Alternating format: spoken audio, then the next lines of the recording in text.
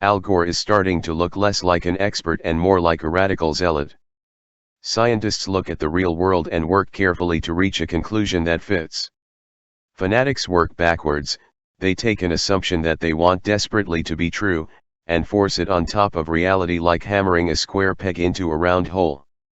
That's exactly what the failed presidential candidate seems to be doing, after he bent over backwards to explain that freezing temperatures in the U.S. are proof that, the world is overheating. As much of the country battles bitter cold weather and temperatures in the negative range, Al Gore used Twitter to spread his twisted brand of circular reasoning. It's bitter cold in parts of the U.S., but climate scientist Dr. Michael Mann explains that's exactly what we should expect from the climate crisis, the politician-turned-guru declared. In other words, freezing cold is just part of the planet overheating. Now, stop asking questions.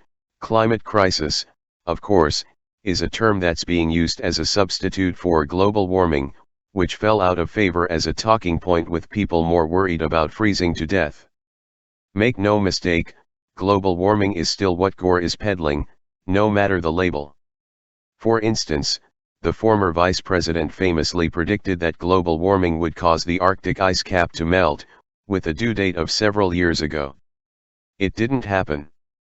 Updated data from NASA's satellite instruments reveal the Earth's polar ice caps have not receded at all since the satellite instruments began measuring the ice caps in 1979, Forbes magazine reported in 2015. Ice growth during November 2017 averaged 30,900 square miles per day, the National Snow and Ice Data Center stated earlier this month. It would be one thing if global warming zealots like Al Gore admitted that they came to the wrong conclusions, and updated their models and predictions to match reality, like actual scientists do. Instead, leftists are engaging in the exact same broken logic they claim to despise. The crowd constantly lectures people that weather is not climate, and a short-term spell is not the same as a long-term trend. That's what they did after Donald Trump posted a tongue-in-cheek takedown of global warming. The president humorously pointed out that the East Coast was facing near-record low temperatures over New Year's Day, while liberals smugly scolded him that weather isn't climate. Yet magically, when Al Gore needs it to make his case, it suddenly is.